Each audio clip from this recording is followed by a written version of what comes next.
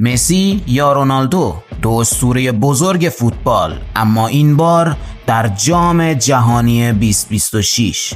کی شانس بیشتری برای قهرمانی داره؟ آمار، تحلیل گروه‌ها و احتمال رویارویی این دو اسطوره، همه اینها در این ویدیو. همراه ما باشید. مسی یا رونالدو؟ یه سوالی که هممون حداقل یک بار تو بچگیمون از دوستامون پرسیدیم. اما این سوال فقط یه انتخاب ساده بین دو بازیکن نیست. گاهی حتی میتونه شخصیت طرف مقابل رو هم لو بده. میخوام بگم که مسی یا رونالدو فقط یه موضوع فوتبالی نیست. این یه سوال عمیق‌تره، یه مسیر برای کشف سبک، سلیقه و دیدگاه هر کس نسبت به فوتبال و حتی نسبت به زندگی. جام جهانی 2026 شاید آخرین باری باشه که مسی و رونالدو رو توی بزرگترین صحنه فوتبال جهان میبینیم. آخرین فرصت، آخرین رویا و آخرین رقابت دو اسطوره‌ای که باهاشون بزرگ شدیم. نکته‌ای که این جام جهانی رو خاص‌تر میکنه اینه که لیونل مسی و کریستیانو رونالدو با اینکه سالها فوتبال دنیا رو در اختیار داشتن، هیچ وقت در یک بازی رسمی ملی رو در روی هم قرار نگرفتن. تنها تقابل‌های ملی اونها مربوط به بازی‌های دوستانه سالهای 2011 و 2014 بوده. حالا جام جهانی 2026 میتونه اولین تقابل رسمی ملی و شاید آخرین صحنه حضور مشترکشون باشه. میرسیم به یک سناریوی خاص، سناریویی که میتونه جام جهانی 2026 رو تاریخی کنه. اگر آرژانتین و پرتغال هر دو صدرنشین گروه‌های خودشون بشن، طبق جدول مسابقات این دو تیم میتونن در مرحله 1/4 نهایی رو در روی هم قرار بگیرن. گروه جی، جایی که آرژانتین با تیم‌های الجزایر، اردن و اتریش هم گروهه و در اون طرف گروه کی، پرتغال مقابل کلمبیا، ازبکستان و یک تیم از پلی آف قاره‌ای هم گروهه. حالا تصور کن مرحله 1/4 نهایی، اولین تقابل رسمی ملی لیونل مسی و کریستیانو رونالدو در جام جهانی 2026 و آخرین دوره حضورشون در تیم ملیه. اما قبل از اینکه درباره جام جهانی 2026 قضاوت کنیم، بریم ببینیم آخرین وضعیت این دو اسطوره در تیم ملی کشورشون چطور بوده. کریستیانو رونالدو همین حالا با پرتغال قهرمان لیگ ملت‌های اروپا شده. تورنمنتی رسمی سطح بالا که در فینال اسپانیای جوان و در اوج رو شکست داد. جایی که پرتغال نشون داد هنوز یک تیم رقابتی و مدعیه. در اون طرف لیونل مسی با آرژانتین قهرمان کوپا آمریکا شده. تیمی که حالا دیگه فقط متکی به مسی نیست، بلکه یک ساختار منسجم با تجربه و برنده داره. این قهرمانی‌ها به ما میفهمونن که هر دو اسطوره هنوز در تیم ملی قهرمانن، هنوز تأثیرگذارن و هنوز تشنه یک افتخار بزرگ دیگه. حالا برای اینکه بفهمیم این سناریوی رویایی چقدر میتونه واقعی باشه، باید بریم سراغ گروه‌ها، جایی که مسیر مسی و رونالدو فعلا از هم جداست، حداقل تا قبل از مراحل حذفی. گروه جی، جایی که آرژانتین قرار گرفته. در نگاه اول میفهمیم که این گروه مرگ نیست، ولی قرار نیست گروه ساده‌ای هم باشه. آرژانتین باید مقابل الجزایر، اردن و اتریش بازی کنه. الجزایر تیمی فیزیکی و جنگنده است. اردن میتونه نقش تیم بسته و دفاعی رو بازی کنه و اتریش از نظر تاکتیکی خطرناکترین رقیب آرژانتینه. اما واقعیت اینه که با تجربه و قهرمانی و ترکیب جا افتاده و ذهنیت برنده، آرژانتین شانس بالایی برای صدرنشین تو این گروه داره.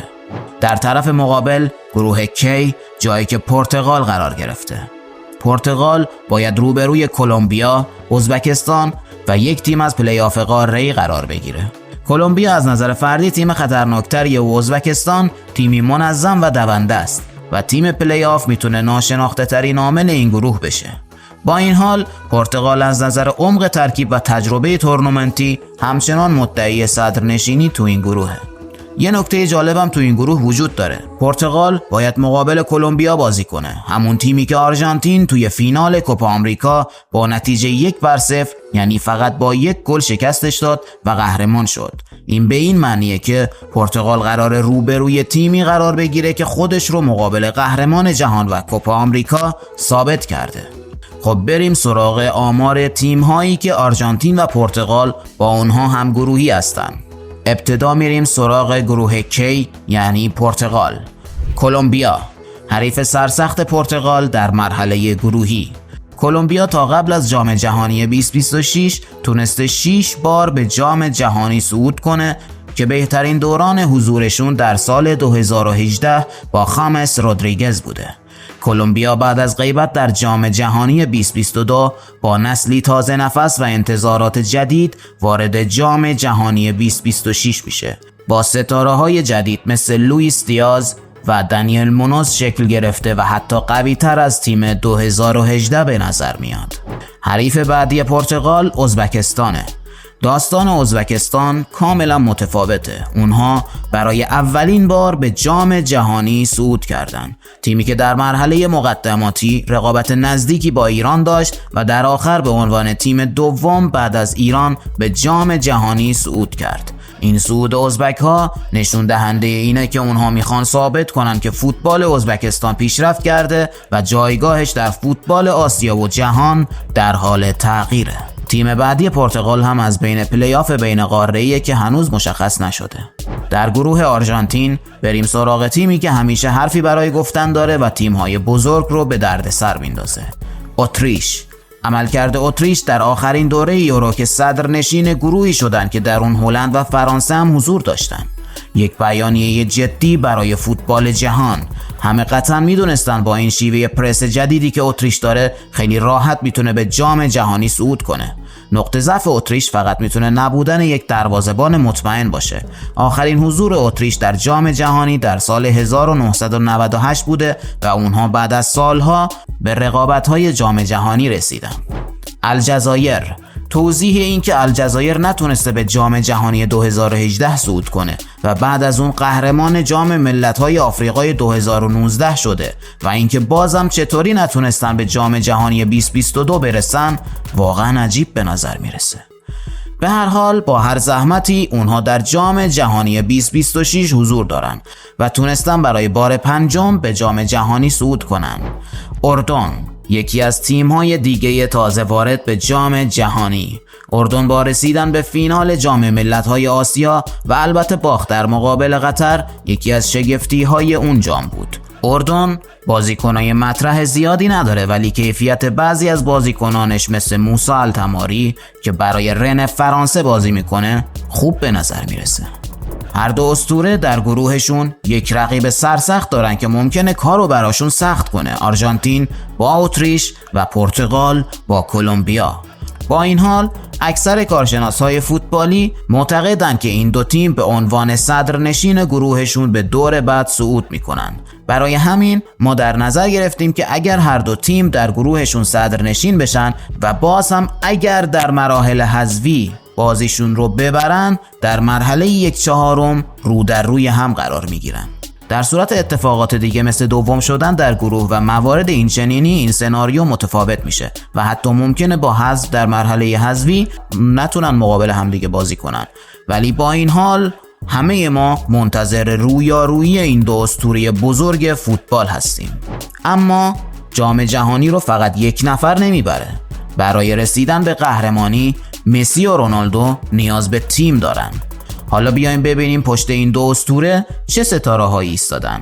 البته لیست نهایی تیم‌ها قبل از جام جهانی مشخص میشه ولی طبق آخرین بازی‌های دو تیم برای آرژانتین آنخل دیماریا که دوران طلایی حضورش در رئال مادرید بود. دیماریا حتی در جام جهانی 2022 هم خوش درخشید.